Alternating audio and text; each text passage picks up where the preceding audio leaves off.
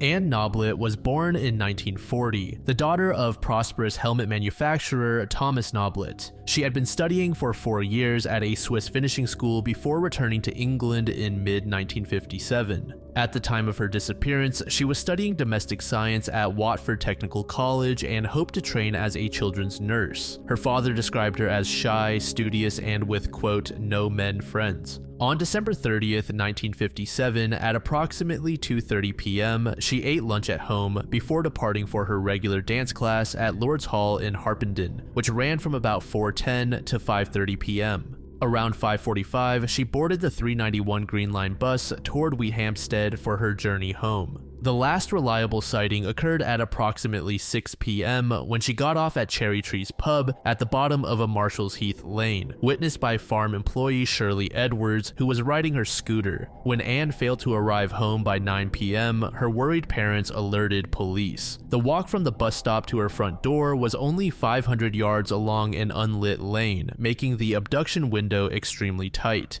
The search for Anne became one of the most extensive in British criminal history. At its peak, more than 1,300 volunteers, soldiers, and police combed woodland, hedgerows, pits, and rivers across the countryside. The operation deployed 400 officers and 300 villagers in the early sweeps alone. Investigators conducted exhaustive house-to-house inquiries, used drag lines in the River Lee, and even employed mechanical diggers to sift through a 400-acre landfill, but failed to find any trace of the missing teenager. Early clues discovered during the search included a mud-stained handkerchief and lipstick, but neither could be definitively linked to Anne. The breakthrough came on January 31st, 1958, when 21-year-old Hugh Simons and his younger brother Brian found Anne's body at 4 p.m. while walking their dog in Rose Grove Wood. The location was 7 miles from Marshall's Heath, where she had last been seen alive. The body was fully clothed with Anne's glasses still in place and her hands folded across her chest. Her purse lay beside her, and small silver and copper coins were scattered on and around the corpse. There were no drag marks visible, indicating the body had been carefully carried approximately 300 yards from the nearest cart track through mud and debris.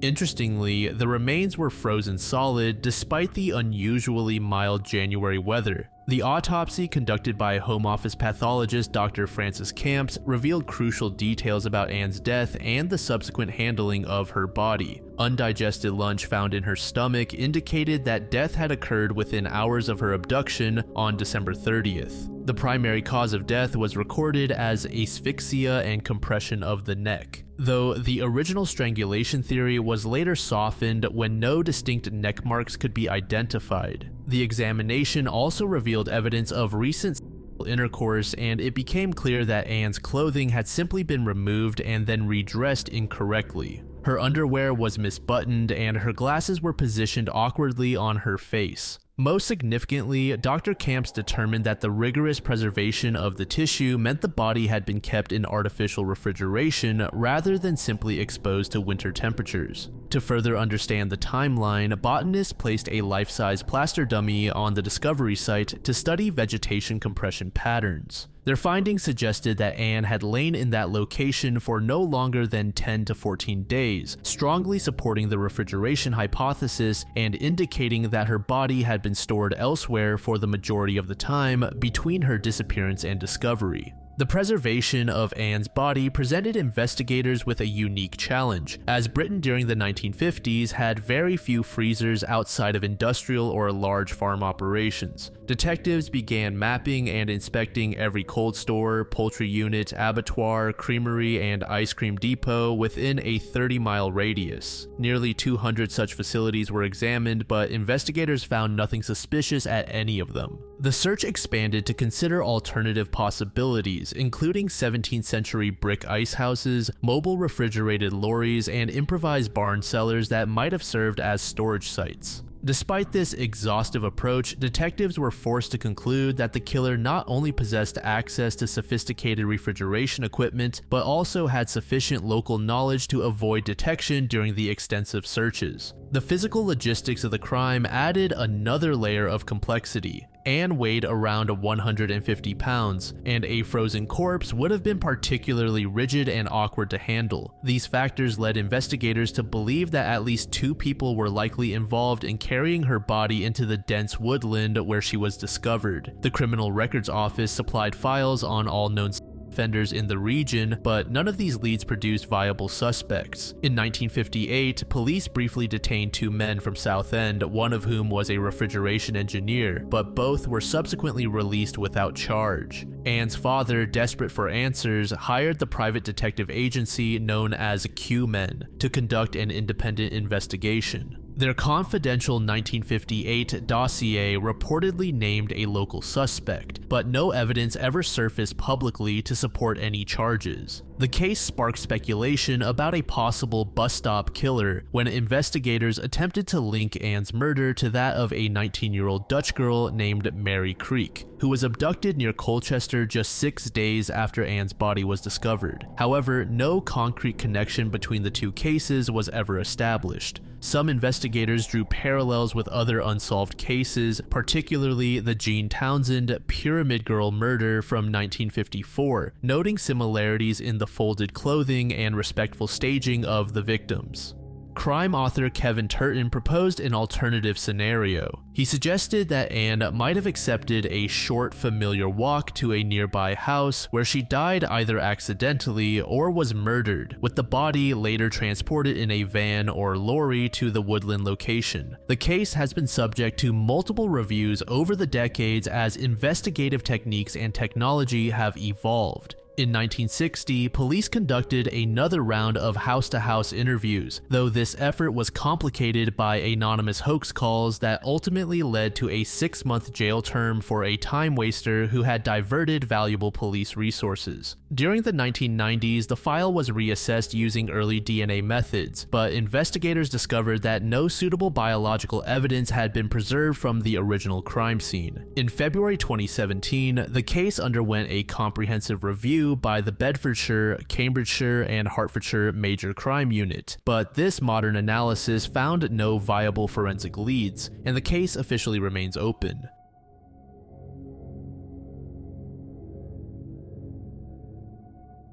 The haunting of Wat Samian Nari is a mystery/legend based in Thailand. This mystery centers around a Buddhist temple in Bangkok's Chatuchak district and the ghostly apparitions of 2 sisters who continue to terrorize taxi drivers decades after their alleged deaths. Wat Samian Nari has a rich history dating back to 1857 when it was first established under the name Wat Kai Rai. The temple's transformation into its current identity began in 1877, when it underwent significant restoration funded by Samian Kam, a female clerk in the royal treasury during the reign of King Chulalongkorn. The temple's name change to Samian Nari in 1979 served as a tribute to its benefactor, with the Thai term Samian Nari translating to female clerk. According to the legend, the haunting centers around 2 sisters named Chuli and Suli Tipsuksri who allegedly met their deaths in the 1990s. The most commonly accepted version of their deaths describes how the sisters were traveling by motorbike to attend their mother's funeral at the temple when tragedy struck. A train reportedly collided with their vehicle, severing their bodies in half. This event would lead to subsequent ghost sightings as witnesses describe encountering the sisters' spirits in their severed state, crawling along the railway tracks that run past the temple. Despite the widespread circulation of this story, attempts to verify the sisters' existence and the circumstances of their deaths have proven unsuccessful. Investigations into Kyosa newspaper's archives dating back to 1997 found no evidence of a front-page story about the sisters' deaths, despite claims that such coverage existed with headlines like "Horrible Death Cut in Half." Similarly, comprehensive searches of newspaper databases have yielded no supporting documentation for the alleged train accident. This absence of verifiable records raises significant questions about the legend's factual basis, suggesting the story may be entirely fictional, created and embellished through repeated tellings within Bangkok's taxi driver community and among paranormal enthusiasts. The most detailed and widely circulated account comes from taxi driver Suthipong Noom Ayamsa Ard, whose testimony on Shock FM radio nearly 15 years ago became the foundation for the legend's popularity. Noom's encounter allegedly occurred at 3 a.m. as he was driving back to his apartment after spending the evening partying on Royal City Avenue. According to his account, two attractive women dressed entirely in black flagged down his taxi, requesting transportation to the temple. One passenger sat in the front seat while the other occupied the back, and both remained notably quiet throughout the journey, responding only briefly to Noom's attempts at conversation. He attributed their somber demeanor to grief, assuming they were visiting the temple to mourn a deceased relative. The supernatural element of the encounter manifested when Noom arrived at the temple and turned to ask his passengers where they wanted to be dropped off, only to discover that both women had vanished from his vehicle. Confused and searching for an explanation, Noom spotted the women approximately 10 meters away on the railway tracks that run past the temple. However, it was only the upper halves of the women that were visible, crawling along the tracks while dragging their entrails behind them. He reportedly lost consciousness immediately and awakened at Kasimrad Hospital, where medical staff dismissed his account as alcohol-induced hallucinations. The experience allegedly caused lasting health problems, with Noom developing heart trouble and refusing to return to the area. A second documented case involves taxi driver Jirawat Puengsung, whose encounter bears striking similarities to Noom's experience. Jirawat's incident also occurred around 3 a.m. when he picked up two women dressed in black from Rama 9 Road. Like Noom's passengers, Jirawat's customers remained uncommunicative during the journey to the temple. When he arrived at the temple and waited for payment, no money was presented. Upon turning around, Jirawat discovered his taxi was empty. His encounter then escalated when his vehicle stalled on the railroad crossing as he attempted to flee. The ghostly sisters appeared again, this time with blood streaming from their foreheads down their faces. As Jirawat struggled to restart his engine, something struck the roof of his taxi, leading him to panic from an oncoming train. He eventually managed to restart the vehicle and escape, but the traumatic experience had lasting consequences. The psychological impact on Jirawat proved even more severe than Noom's incident. He immediately quit his job as a taxi driver and couldn't bring himself to drive any vehicle for years afterward.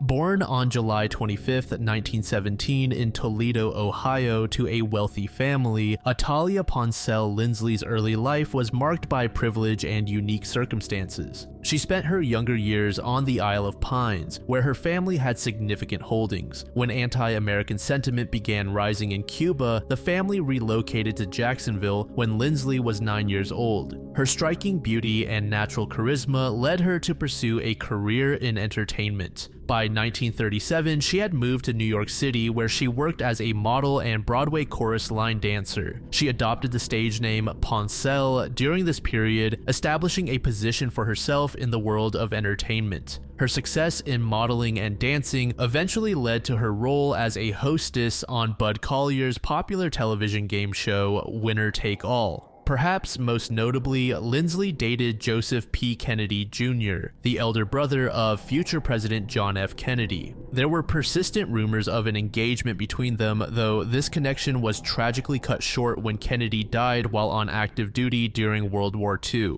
This relationship placed Lindsley within the orbit of one of America's most prominent political families, adding to her social circle and connections. After spending 20 years in New York's entertainment industry, she eventually made her way to St. Augustine, Florida, where she would spend the final years of her life as a political activist and real estate agent. She had been a resident of St. Augustine for just over 2 years when she met her violent end. During this relatively short time, she made a significant impact on the community, both positive and negative. She was described by her peers as beautiful and well-read with a disciplined mind and body. 4 months before her murder in September 1973, Athalia married James Jinx Lindsley, a former mayor of St. Augustine and successful real estate investor. Despite being newlyweds, the couple maintained separate residences, a detail that would later become significant in the investigation. Lindsley lived at 124 Marine Street on the Matanzas River, while her husband alternated between the historic Lindsley house at 214 St. George Street and another property on Lou Boulevard on Anastasia Island. On the day of the murder, they had traveled together to Jacksonville for a shopping trip before returning to their separate homes. And before we continue, it's important to note several things that were going on during her life leading up to this moment. Lindsley regularly attended county commission meetings where she voiced her opinions forcefully and without reservation.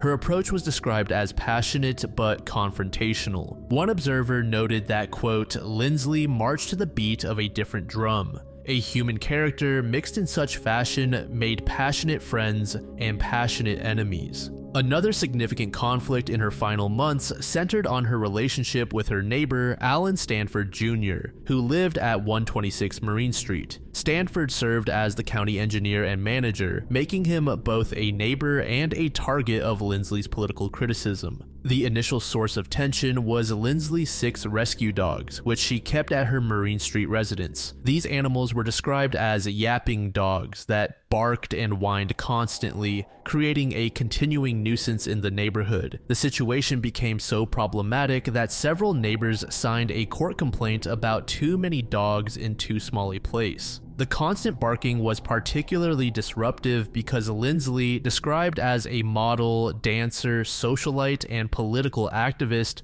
was frequently away from home, leaving the dogs unattended for extended periods. This meant the neighborhood was subjected to continuous noise without anyone present to address the problem. In addition to the dogs, Lindsley also kept birds, including a pet blue jay, which only added to the mix of animal sounds emanating from her property. The disputes extended beyond the animal noise issue. As mentioned, Lindsley had made her neighbor Stanford a political target, regularly criticizing him at county commission meetings. She challenged his professional credentials, claiming he lacked the proper certification to serve as county engineer. She also criticized his management of county projects and questioned his recent salary increase to $20,000 per year. The day before her murder, January 22, 1974, Lindsley appeared before the county commission to criticize Stanford's competency and his legal ability to serve as county manager. The tension reached a breaking point at an October 1973 county meeting, where one commissioner acknowledged the ongoing neighborhood problems. When asked about her relationship with the Stanfords, Lindsley responded, "That's true, but my life has been threatened. You mentioned personal things. He threatened my life." Stanford, described as having a quiet demeanor, generally declined to respond to Lindsley's public attacks. Between 5:30 p.m. and 6 p.m. on January 23rd, Lindsley was attacked on the front steps of her home by a white middle-aged male wearing a white dress shirt and dark dress pants. The assault was carried out with a machete, resulting in devastating injuries. At approximately 6:10 p.m., Locke McCormick, an 18-year-old neighbor who lived next door, heard what he described as loud snapping sounds like hands clapping while watching television. When he looked out his window toward the Lindsley home, he observed a white man in a white dress shirt and dark pants with his back to the McCormick home, his shoulder moving up and down as though swinging an object. He rushed outside to investigate and made the horrific discovery of Lindsley's body on her front steps. In his initial shock, he allegedly shouted to his mother that, quote, "Mr. Stanford is hitting Mrs. Ponsell." However, he would later recant this identification, stating he could not be certain of the attacker's identity.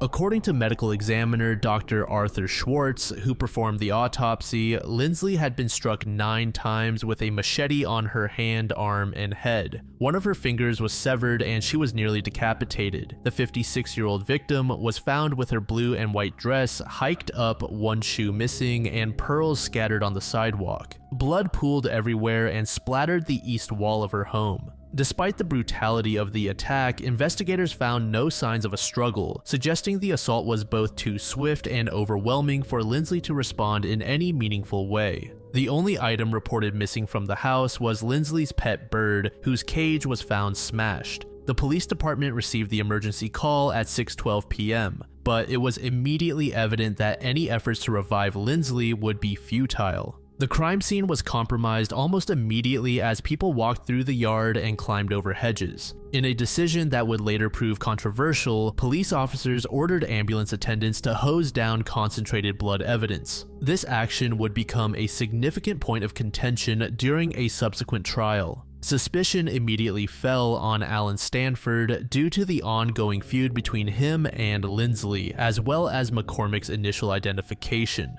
Additionally, a trail of blood was reportedly found leading from Lindsley's house toward the Stanford residence. In February 1974, Dewey Lee, a county mechanic, made a crucial discovery in a marsh several miles from the murder scene. He found what appeared to be the murder weapon, a machete wrapped in a pink towel, along with blood-stained clothing including dark pants, a white shirt, a belt, a purple tie, and a wristwatch. The wristwatch proved to be a key piece of evidence as it was traced to Stanford through its serial number. Investigation revealed that the pants and shirt had been purchased by Stanford's wife. This physical evidence seemed to provide a direct link between Stanford and the murder weapon. However, the circumstances surrounding this discovery would later raise questions about the evidence's authenticity and chain of custody. Based on the physical evidence and witness testimony, Stanford was arrested and charged with the murder. He was indicted by a grand jury and pleaded not guilty to the charges. The case seemed straightforward to prosecutors who believed they had sufficient evidence to secure a conviction. When the trial began in 1975, what appeared to be a strong prosecution case quickly began to deteriorate under intense scrutiny from the defense team. The defense argued that the sheriff's office was determined to pin the crime on Stanford and may have planted evidence to ensure a conviction. Alternatively, they suggested that Dewey Lee, the county mechanic who discovered the evidence, might have committed the crime himself and planted the evidence to deflect suspicion.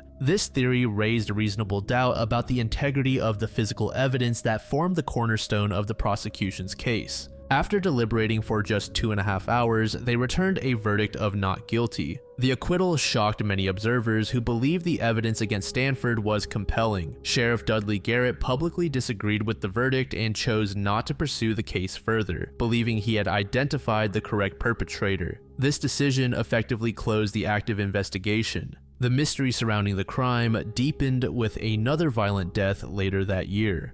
On November 3, 1974, Frances Bemis, a friend and neighbor of Lindsley, went out for her usual evening walk and never returned home. Her body was discovered the next day in a vacant lot near the corner of Bridge and Marine Streets, her skull crushed by blunt force trauma. Bemis had been a professional newspaper writer and may have been gathering material for a book about Lindsley's murder. She had reportedly alluded to having certain information about the case. Some speculated that her death was connected to her investigation into Lindsley's death, though this was never proven. Like Lindsley's case, Bemis's murder remains officially unsolved. The two deaths within less than a year in the same small neighborhood fueled speculation about a connection and added another layer of mystery to an already complex investigation. Many observers believe that the social and political dynamics of 1970 St. Augustine influenced both the investigation and the trial's outcome. Lindsley was characterized as an outsider from the North who tried to change established ways of doing things. Her confrontational style and criticism of local officials may have made her unpopular with the power structure. One historian noted that Lindsley was very outspoken, smart, and driven in a time when locally only white men should have been, making her both an inconvenient woman and ultimately a victim whose killer was never held accountable. This perspective suggests that the acquittal may have reflected community bias rather than the strength of the evidence.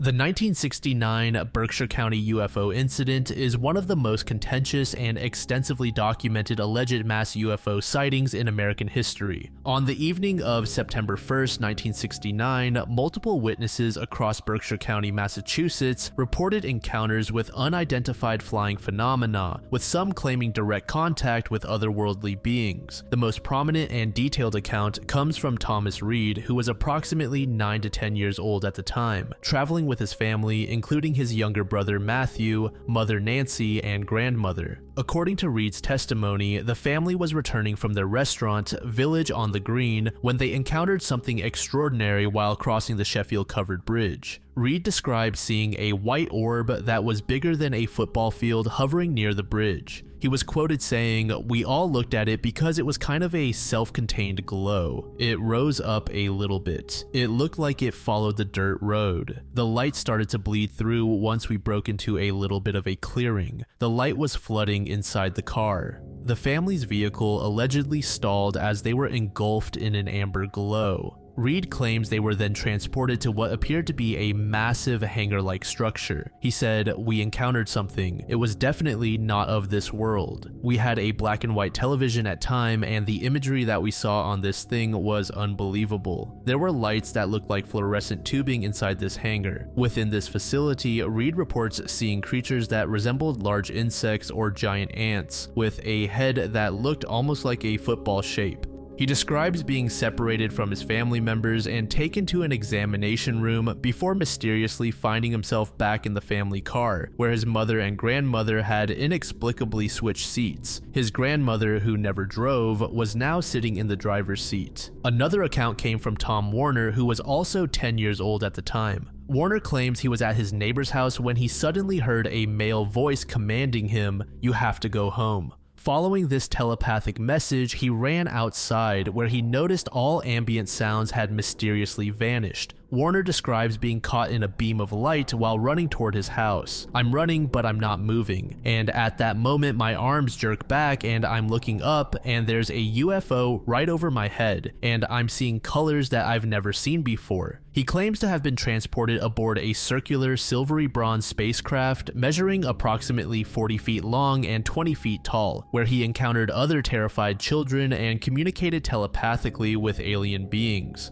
Interestingly, Warner's alleged abduction was reportedly witnessed by his babysitter Debbie Shaw and his brother, who were approximately 20 feet away, and claimed to watch him disappear and reappear within the light beam over a period of 7 to 9 minutes. A third account came from Melanie Kirchdorfer, who was 14 at the time. She reported being at Lake Mansfield in Great Barrington with her family during Labor Day weekend festivities when a UFO appeared in a flash of light. She claims to have lost consciousness and levitated into the spacecraft, where she was kept in an examination room and saw other children, including what she later identified as Thomas Reed. Her account is particularly notable because she claims to have awakened alone on the lakeshore late that night or early the next morning, requiring her to walk home by herself. However, her family members who were allegedly present during the initial incident have provided no corroborating testimony, despite being potential key witnesses to the event.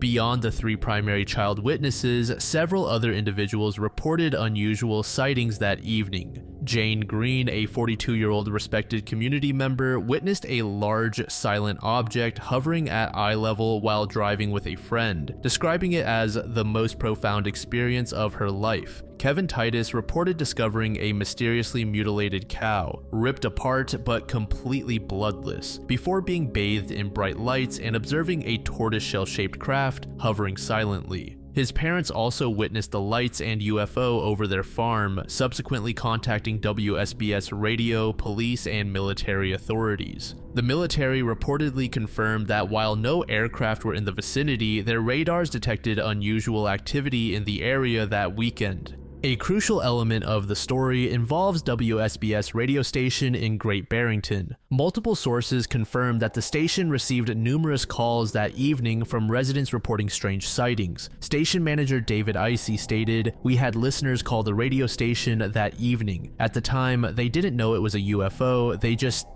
called the station to say something bizarre has happened." DJ Tom J allegedly fielded dozens of calls about UFO activity throughout the evening, with some reports suggesting that approximately 40 people contacted the station. However, no recordings of these broadcasts were preserved, as was standard practice for local radio stations at the time. This absence of audio documentation has become a significant point of contention for both supporters and skeptics of the case. In a surprising move within UFO research, the Great Barrington Historical Society voted 6-3 in 2015 to recognize Thomas Reed's account as historically significant and true, marking what appears to be the first time a mainstream historical society in the United States officially acknowledged a UFO encounter as historical fact. However, this recognition was not without significant controversy. The 3 dissenting board members strongly opposed the recognition, arguing there was insufficient evidence to support the claims. Critics have noted that the majority vote may have been influenced by potential tourism benefits rather than rigorous historical analysis. Robert Kroll, the Society's executive director, later expressed regret about the decision's framing. "I think the Historical Society regrets that our words or our decision has been taken out of context. These are reliable people. These are not self-promoters."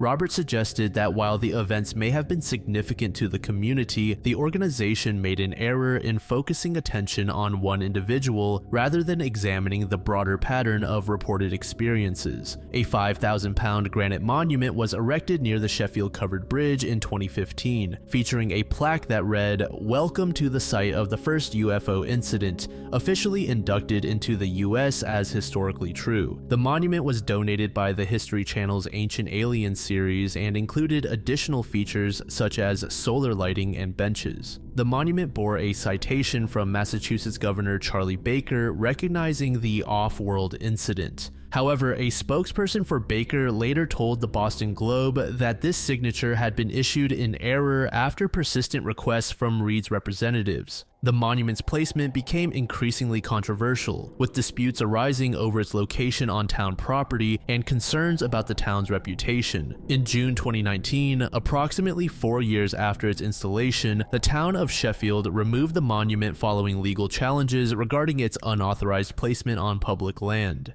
Town Administrator Rhonda LaBombard explained, "It's kind of on town property and no one decided it could go there. The town has bylaws, and if we let one place put something up, then why can't someone else?" Reed's nonprofit organization, UFO Monument Park Inc., vowed to fight the removal, but the structure was ultimately hauled away at considerable expense to the town. A significant aspect often overlooked in popular accounts is Thomas Reed's claim of multiple previous UFO encounters. According to detailed investigations, Reed reported that he and his brother Matthew experienced alien contact beginning in 1966, 3 years before the widely publicized 1969 incident. In 1966, when Thomas was 6 years old and Matthew was 4, the brothers reported seeing lights and mysterious figures in their bedroom before being led into the woods and transported aboard a turtle shell-shaped spacecraft, remarkably similar to the craft described in the 1969 encounter.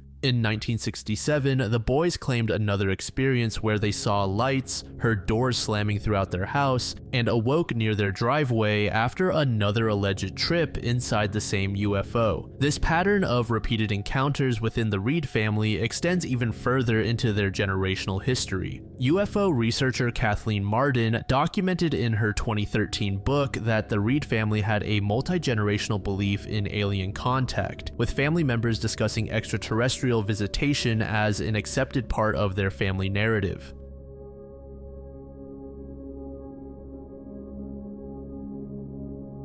Larry Porter Chisum was born on December 19, 1948 in Forest City, Arkansas. His parents, Miller Chisum Jr. and Frances Porter Chisum, were both Arkansas natives who provided their son with a stable family foundation. The family held a level of prominence locally as Larry's maternal grandfather, John Rosamond Porter, served as mayor of Forest City for a decade. Throughout his high school years at Forest City High School, it was clear that Larry had excellent intellectual skills. His yearbook entries reveal a well-rounded student who participated in diverse extracurricular activities and clubs. Peers described him as a bookish-looking and intelligent student. Following his high school graduation, Chisum enrolled at Memphis State University, now the University of Memphis, with aspirations of pursuing a legal career. In August 1968, while still a student, Chisum married Elizabeth Wirtz, a fellow Forest City native. At the time of their marriage, the couple resided in West Memphis, Crittenden County, where Chisum continued his university studies.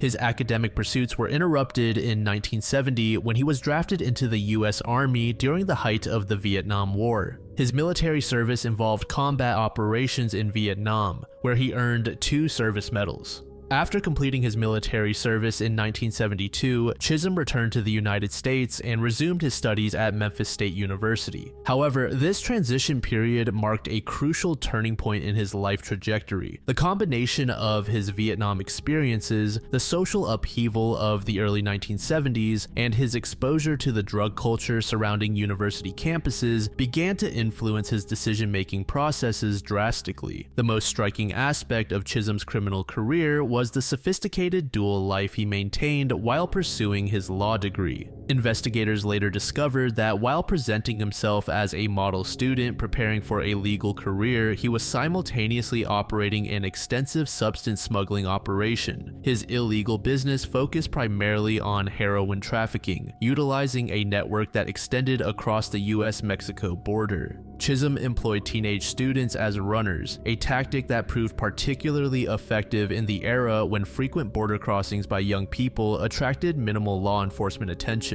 His operations were incredibly successful, ushering Chisum into not only a financial position, but also a position of power far beyond typical student means. In addition to his trafficking activities, Chisum became involved in armed robbery, further escalating his criminal profile. The May 1973 armed robbery of 3 Memphis State University students in their dorm room was a particularly brazen crime that would ultimately contribute to his downfall. This incident occurred while Chisum was still actively pursuing his law degree. Chisum's criminal career reached a crucial juncture in 1974, just weeks before he was scheduled to graduate from Memphis State Law School. His arrest resulted from a comprehensive investigation that uncovered both his trafficking operation and his involvement in the robbery. In July 1974, Chisum was convicted and sentenced to 40 years in prison for his criminal activities. Following his conviction, Chisum was initially housed at the Medium Security Turney Center in Onley, Tennessee, approximately 60 miles southwest of Nashville. Rather than becoming a disruptive nuisance, Chisum adopted the persona of a model prisoner, carefully building relationships with both inmates and correctional staff. His prison activities included editing the prison newspaper, The Phoenix, teaching business classes to fellow inmates, and serving as a mediator in disputes between prisoners and prison officials. These activities established him as a respected figure within the prison community, and they created opportunities to gather intelligence about prison operations and security procedures.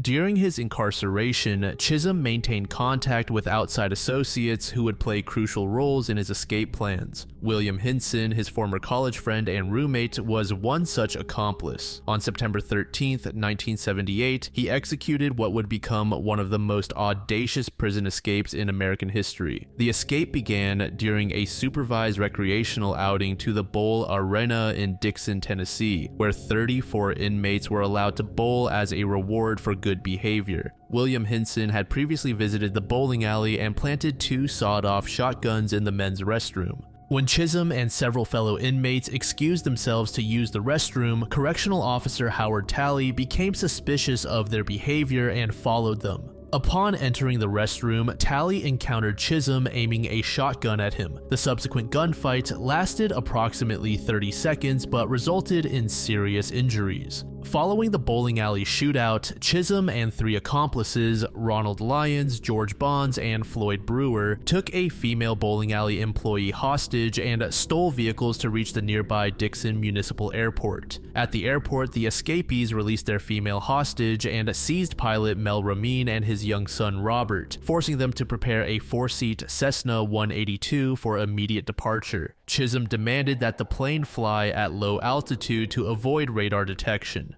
After approximately 2.5 hours of flight through heavy cloud cover and thunderstorms, the overloaded aircraft experienced mechanical problems and was forced to make an emergency landing on a dirt road near Marianna, Arkansas. Ironically, this location was only about 20 miles from Chisum's hometown of Forest City. Following the emergency landing, the 4 escapees split into pairs to increase their chances of avoiding capture. Chisum partnered with Ronald Lyons, while George Bonds and Floyd Brewer formed the second group. Chisum and Lyons took multiple hostages during their flight, including an elderly couple whom they held overnight before releasing unharmed. After 4 days of freedom, Chisum was captured near Calico Rock, Arkansas, following a high-speed chase that ended when police gunfire grazed his head and forced his vehicle off the road. While awaiting transfer to a maximum security federal facility, he was held at Lonoke County Jail in Arkansas. On December 22, 1978, just 3 days after his 30th birthday, Chisum orchestrated his second escape. He recruited 3 other inmates, including George Bonds and Floyd Brewer, from his previous escape.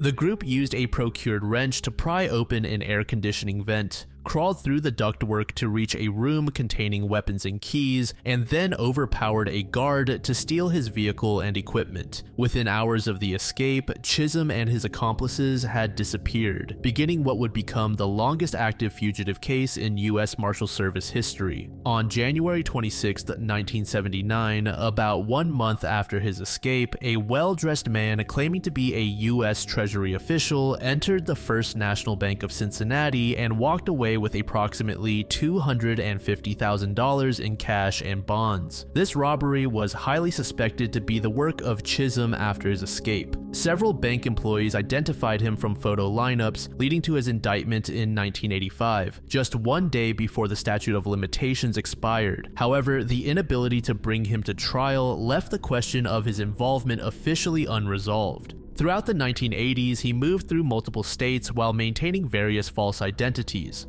His documented aliases included Daniel Barry, George Rupert, Gary Bioni, George McLean, and Earl McLean, among others. One of the most remarkable aspects of Chisum's fugitive career was his ability to form and maintain intimate relationships while living under false identities. In New Orleans, he lived with Evelyn Wood under the name Earl McLean, working manual labor jobs and supporting himself through regular blood donations. When Wood eventually learned his true identity and contacted authorities, Chisum had already moved on. The most successful and long-lasting false identity was Kenneth Lamar Brookins, which he adopted in Charlotte, North Carolina in 1988. On September 29, 1988, he applied for a driver's license under this name, listing an address on South Tryon Street in Charlotte. The Brookins identity appeared to include a complete family structure, with Chisum living with a woman known as Deborah Brookins and at least one daughter named Brenda. The existence of additional daughters named Barbie and Sandy was reported but never confirmed.